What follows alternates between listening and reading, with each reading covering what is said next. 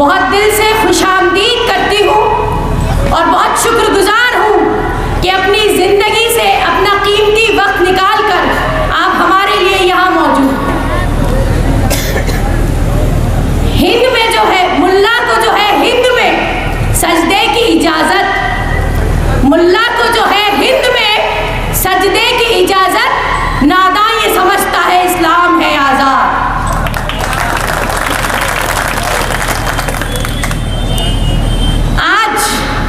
हिंदुस्तान की सरजमीन पर मुसलमान एक अजीब सा नाम बन गया है।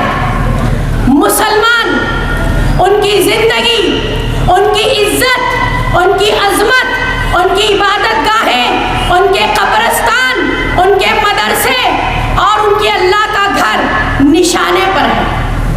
मैं आपसे कोई लेक्चरबाजी नहीं करूंगी। मैं इंशाअल्लाह आपको कोई बहुत बड़ा क्या कहते हैं कि नसीहत भी नहीं करूंगी। कोशिश ये रहेगी कि जो दर्द लेकर आज मैं यहाँ खड़ी हूँ वो आपके सीनों तक पहुँचा। बाकी फैसला आपको करना होगा। मैं अपना तारुफ दे देती हूँ कि मैं कोई किसी English medium convent public school की पढ़ी हुई लड़की नहीं हूँ। मैं बिल्कुल कोई अंग्रेजी नहीं जानती हूँ। यूपी के रामपुर मदरसा जामियातुस सालिहात से फारिग एक आलिमा हूँ। अबुल हसन अलल हसन मौलाना नदवी, उनके हाथों से मेरी बिस्मिल्लाह हुई। मैंने कुरान हदीस को पढ़ा, सिहाए सित्ता का मुताला किया। उसके बाद अलीगढ़ मुस्लिम यूनिवर्सिटी में पॉलिटिकल साइंस की तालीम ली। क्यों? क्योंकि एक हाथ में अगर कुरान है तो हमारे दूसरे हाथ में हमें मालूम होना चाहिए कि ताकत होनी चाहिए। अल्लाह ताला उस कौम की मदद नहीं करता जो कौम आप अपनी मदद नहीं करना चाहती। मैं आज मालेगांव की सरजमीन पे ये पूछना चाहती हूँ, कहाँ है मेरी कौम? कहाँ है मेरी कौम के जवान बच्चे? कहाँ है मेरी कौम के बुजुर्ग? क्यों नहीं आते, क्यों नहीं निकलते, क्यों नहीं समझते, क्यों नहीं सोचते? आज आपकी हालत के जिम्मेदार आप खुद हैं। क्यों? क्योंकि आप एक ऐसे मुल्क में रहते हैं जहां आपको जरूरत थी सियासी बेदारी की, लेकिन आपने अपने आप को मस्जिदों में बंद कर लिया। तस्बीहों में आप मसरूफ हो गए। आपने कहा हम इतनी नफलें पढ़ेंगे, इतनी बार यासीन पढ़ेंगे, जन्नत के दरवाजे खुल जाएंगे। नहीं, कुरान में सूरह बकरा में अल्लाह कहता है, तुम्हें क्या लगता है कि जन्नत इतनी आसान है? हरगिज नहीं। तुमसे पहले वाले लोग आरों से काटे गए और वक्त का इंसान चिल्ला उठा कि मदद कब आएगी? तो अल्लाह ताला ने कहा मदद अब आएगी। हमारे पास हुजूर पाक सल्लल्लाहु अलैहि वसल्लम की पूरी सीरत मौजूद है।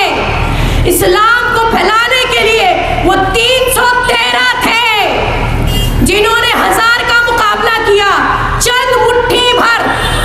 मैं बोलने में बिल्कुल भी आर महसूस नहीं करूंगी कि आज आपके सामने स्टेज पर ये चंद लोग बैठे हुए, ये मुट्ठी भर लोग बैठे हुए अपना ये दर्द लेकर आए हैं कि आखिर कब हमारी कौम सियासी तौर पे बेदार होगी। सियासत हिस्सा है हमारी जिंदगियों का, क्योंकि सियासत हमें बताती है कि आया हम जिएंगे कि मरेंगे, लिंचिंग होगी या नहीं होगी, आया तालीम मिलेगी, खाने को रोटी मिलेगी, हमारी मस्जिदें बचेंगी, कब्रिस्तान बचेंगे, मुर्दे गाड़ने की भी जगह मिलेगी कि नहीं मिलेगी। आज हिंदुस्तान का ये हाल है कि आप बुलडोजर चलता है, कोई ऐसा मजमा किसी गैर कौम का निकल रहा है, हमारे 14 साल के बच्चे ने खिड़की से झांक के देख लिया, पुलिस आके 14 साल के बच्चे को पकड़ के ले गई, अगले दिन घर बुलडोज कर दिया गया। हम आपको बहुत लंबी कहानी नहीं सुनाएंगे क्योंकि इसका फायदा नहीं। आपके हाथ में जो ये मोबाइल मौजूद है, ये पूरी दुनिया आपकी हथेली पे है, आपको एक एक खबर से वाकफियत है। आपके इस शहर का वो दिलावर खान जिसने मालेगांव की जमीन पे सबसे पहले क्या कहते हैं कि वो बनाई ईदगाह, दिलावर खान जिसने सबसे पहले ईदगाह की मस्जिद की ईंट उन्होंने रखी थी। उसके बाद जब ब्रिटिशर्स ने यहाँ के किले पे कब्जा किया और उसके बाद फिर लोगों को बुलाना शुरू किया कि इस शहर को बसाने के लिए सबसे पहले मुसलमान तबके को दावत दी गई थी। ये शहर मुसलमानों का बसाया हुआ शहर है, यानी कि छोटे छोटे आर्टिजन्स, मजदूरों से बना हुआ ये शहर आज हिंदुस्तान में ये क्या अहमियत रखता है, मैं आपकी तवज्जो चाहती हूँ मेरे बुजुर्ग, मेरे भाइयों। मालेगांव आज हिंदुस्तान में दीनी तालीम का सेंटर है। यहाँ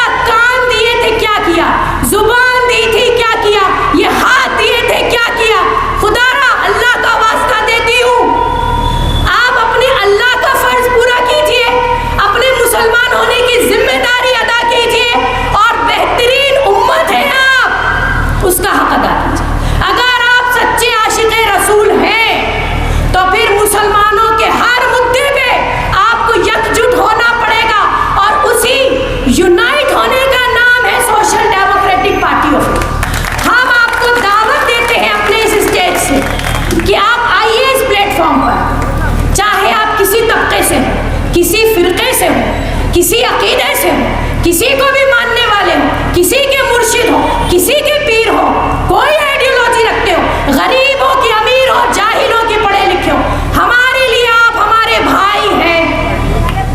हमारे लिए इतना काफी।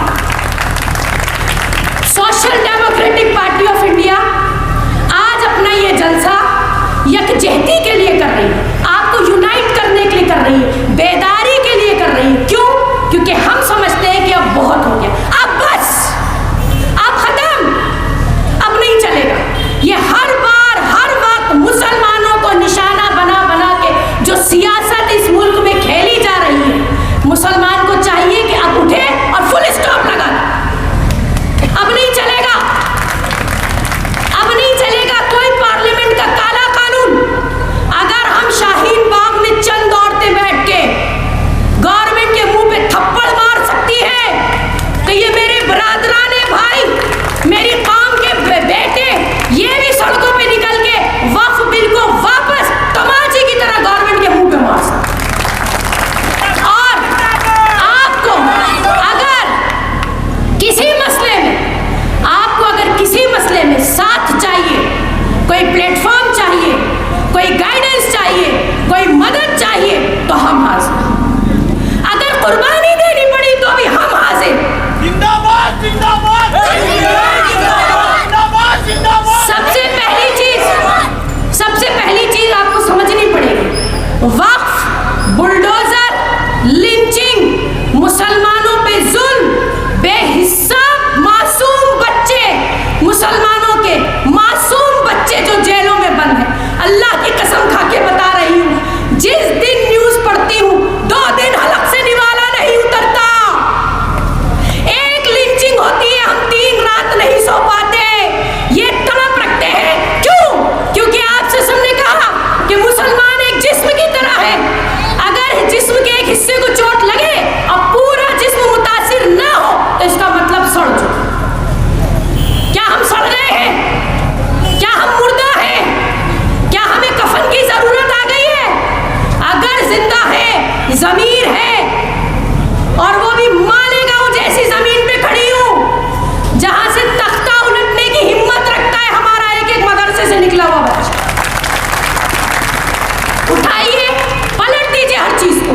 नहीं चाहिए ऐसी नफरत की सियासत, नहीं चाहिए मक्कार कायदीन, नहीं चाहिए ये हर रोज पार्लियामेंट में मुसलमानों के नाम का ड्रामा। बस बहुत हुआ। इसके लिए आपके सामने आज स्टेज सजाकर, ये गरीब सा छोटा सा स्टेज सजाकर, हम गरीब लोग, हम गरीब हैं, हम कोई अमीर नहीं, यकीन जानिए, हम आपके सामने खड़े, क्योंकि हम वो चंद लोग, social democratic party of India, ये वो चंद मुट्ठी भर हिंदुस्तान के लोग जो उठे थे ये सोचकर कि जब मुसलमानों को इस मुल्क से अलहदा किया जाना शुरू किया जाएगा। आप सोचिए, आज से 17-18 साल पहले हमारे कुछ ऐसे थे अकाबरीन जिनका ये विजन था, जिनको ये समझ में आ गया था कि आने वाले दिनों में मुसलमानों का हिस्सा और उनका निवाला उनके हलक से छीना जाएगा। तब ऐसे वक्त में मुसलमानों को मशले राह कौन दिखाएगा? तो social democratic party of India दिखाएगा। कुछ नहीं चाहिए आपसे, सिर्फ हमारे प्लेटफॉर्म पर या हमारे साथ यूनाइट होना है और अपने हुकूक की लड़ाई लड़नी है। रास्ता हम दिखाएंगे, चलना आपको है। हम पीछे रह जाएंगे, मंजिल आपकी आने वाली नस्लों को मिलेगी। बहुत हो गया, इतना तमाशा मुसलमानों का पूरे हिंदुस्तान में बना दिया। मैं मनमाड़ आई, मुझे कतई ये यकीन नहीं आया कि मालेगांव में स्टेशन नहीं। यानी आपको अगर कहीं से ट्रेन पकड़नी है तो आप 40, 50, 30 किलोमीटर सफर करके जाते हैं। आप आज इस हालत में जी रहे हैं। पूरे हिंदुस्तान को रोशनी दिखाने वाले उलमा हजरात जो यहाँ से निकलते हैं, उन्हें इस कदर तकलीफों का सामना करना पड़ता है। दूर दराज पूरे हिंदुस्तान के कोने कोने से यहाँ लोग दीन सीखने आते हैं। ये वो सरजमीन है। और बताइए आपके शहर का हाल, बताइए आप अपना हाल, कहाँ पहुंचा दिया आपको सियासी लीडरान ने। तो सियासी लीडरशिप कैसी होनी चाहिए? जो ईमानदार हो, आपका दर्द समझने वाली। मैं आपको आज एक वादा करती हूं, अगर एसडीपीआई मालेगांव में पावर में आती है तो आप मैं अपना नंबर देती हूँ, मुझे कॉल कीजिएगा, मैं एक एक के दरवाजे आके पूछ के जाऊंगी कि आपकी क्या तकलीफ है बोलो। लेकिन उसके लिए आपको पहले अपनी क़यादत चुननी पड़ेगी, और क़यादत चुनने के लिए आपको फिक्र करनी पड़ेगी, और फिक्र करने के लिए आपको हमें सुनना पड़ेगा कि आखिर हम आपके सामने ये स्टेज जमा कर क्यों बैठे। हम इस वक्त हिंदुस्तान की सबसे अलहदा सियासी पार्टी हैं। हम सियासी पार्टी भी नहीं, बल्कि हम एक पॉलिटिकल मूवमेंट है, एक इनकलाब है हम, और हम चाहते हैं तब्दीली। हमें चाहिए अपने हक, हमें चाहिए पीसफुल सर्वाइवल, हमें चाहिए एक इज्जत वाली जिंदगी जहां पर हमारे सरों पे रोज तलवार न लटकी रहे, कभी वफ की तो कभी बुलडोजर की तो कभी लिंचिंग। एक बात याद रखिएगा, ये हरगिज मत सोचिएगा कि अभी तो मामला वहां हो रहा है, अभी तो ये कर्नाटक है, और अभी तो हिमाचल है, और अभी तो यूपी है। आग लगी है, आपका घर भी दूर नहीं। ऐसे में आज जब माहौल बहुत गरमाया हुआ है, वक्फ अमेंडमेंट बिल के ऊपर सिर्फ और सिर्फ एक ऐसी पार्टी जो इस वक्त पूरे हिंदुस्तान में घूम घूम कर बेदारी का काम कर रही है, वो है social democratic party of India. आपको मालूम है हम इस पर क्यों इतनी तवज्जो दे रहे हैं? हम हर मुद्दे पे बात करते हैं। आप अपने मोहल्ले में गटर नाली का मसला हो तो अभी बुला लीजिए हमारे कैडर को, वो आ जाएगा। और अगर सियासत का मसला हो तो बुला लीजिए लीडर को, वो आ जाएगा। पुलिस थाने का कोई मसला हो, मदद के लिए फोन कीजिए तो आ जाएंगे। हॉस्पिटल का मामला हो, किसी को रात में एम्बुलेंस चाहिए हो तो एसडीपीआई के किसी कैडर लीडर से मदद मांगी, उठ के आ जाएगा। क्योंकि वक्फ अगर ये हाथ से गया, अगर आप अभी नहीं निकले तो समझिए आपके पैरों तले जमीन छीनी जा रही, फिर कहाँ जाए? बुलडोजर के जरिए छत और वक्फ के जरिए आपकी जमीन छीनी जा रही। ये मदरसे, ये हमारे बच्चे, और जो दीनी तालीम और जो हम दुनिया को पैगाम देते इंसानियत का, भाईचारे का, ये मालेगांव की जमीन से जो मदरसों से ये पैगाम निकलता है, ये सब कुछ नहीं बचेगा। अजान की आवाज नहीं सुनाई देगी। इसके लिए आपको बेदार करना है। वक्फ के ऊपर हमको एकजुट होना पड़ेगा। हम अपनी जिम्मेदारी यहाँ पूरी करते, इस वक्त फरिश्ते हमारे हिस्से के लिख रहे होंगे कि बाखुदा आपके सामने खड़े होकर हम अपना हक अदा कर रहे हैं, अपना दीनी हक अदा कर रहे हैं, इस मुल्क के सिटीजन होने का हक अदा कर रहे हैं, और अपनी इंसानियत की जिम्मेदारी भी पूरी कर रहे हैं। इसलिए दो चीज़ों पे आपको मैं बार बार ध्यान देती हूँ कि पहले अपने लिए सियासी क़यादत चुनिए। एक बड़ा चेहरा, एक बड़ा पैम्फलेट और एक बड़ा होर्डिंग लगाकर और बहुत सारा पैसा खर्च करके, बड़ी रैली करके और बड़ा नुमाइश करके, ऐसा ज़रूरी नहीं है कि वो आपके कायद बन जाए। आज वो 1000 करोड़ खर्च करते क्यों? आपसे वोट लेके 2000 करोड़ वापस जेब में डाल। आपको ये सोचना पड़ेगा। आप जो यहाँ बैठे हैं, आप जो इस हवा में सांस ले रहे हैं, ये आसमान, ये जमीन, ये आपका पैदाइशी हक है। फंडामेंटल राइट्स तो बहुत बाद में आते हैं। कॉन्स्टिट्यूशन के पहले जो चीज आती है वो होती है ह्यूमन राइट्स, इंसानी हुकूक। इस जमीन पर, हिंदुस्तान पर पैदा होते ही एक बच्चे को सारे हुकूक मिल जाते हैं। उसे हक है कि वो जहाँ चाहे इबादत करे, जैसी चाहे इबादत करे, जिस तरह चाहे खाए और पिए, और जो चाहे खाए और जो चाहे पिए, जो चाहे पहने।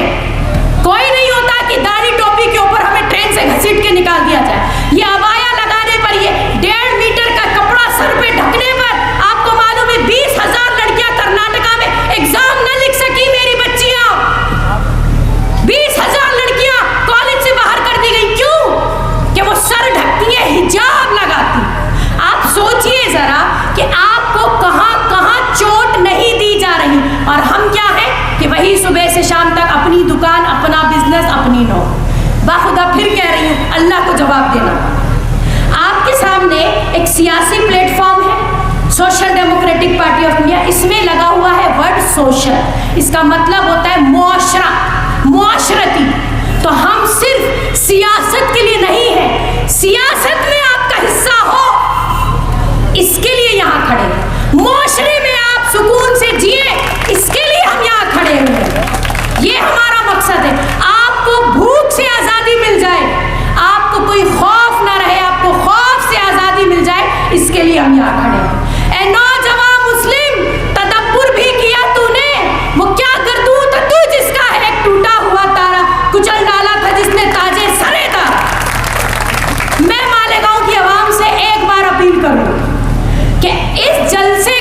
सिर्फ एक जलसा समझकर छोड़ के यहाँ से नहीं जाना। यहाँ से आपको कुर्सियों से उठने से पहले अपने ज़मीर के साथ, अपने अल्लाह के साथ एक बैत करके जाना है कि आज के बाद वो नहीं चलेगा जो अब तक हो रहा था। अब हमें चेंज चाहिए, अब हमें तब्दीली चाहिए, हमें हमारी नई सियासत, नया कायद, नई राह और अपने लिए सेफ्टी चाहिए। हमें अब नहीं चाहिए कि कोई आए और रोज रोज हमें न्यूज़ में धमका के चला जाए कि अब मुसलमानों से ये छीना जाएगा और अब मुसलमानों से वो छीना, हमें नहीं चाहिए। इसके लिए आपको बदलना होगा और बदलने के लिए अपनी अपनी कुर्सी से उठना होगा और अपने साथ खुद वादा करना होगा। बाकी काम आप हम पे छोड़िए, इंशाल्लाह हम आपके घर घर, दरवाजे दरवाजे तक आपके लिए हमा वक्त मौजूद है। आप हमें जब चाहे याद कर सकते हैं। मुझे इस तरह सब्र के साथ सुनने के लिए बहुत बहुत शुक्रिया। अल्लाह ताला कौम को अपनी हिफाजत में रखे, मुल्क की हिफाजत करे, भाईचारा बना रहे। इस प्लेटफॉर्म से मैं ये जरूर पैगाम दूंगी उन लोगों को, उन फासिस्ट दहशतगर्दों को जो मजहब के नाम पे मार रहे हैं, काट रहे हैं, जला रहे हैं और बांट रहे हैं, कि देखो मुसलमान एक ऐसी कौम है जो दुनिया की सबसे पीसफुल कौम है। अभी ये सो रही है, इसे सोने दो। ये जाग गई तो फिर बहुत शोर होगा। अल्लाह हाफ़िज़।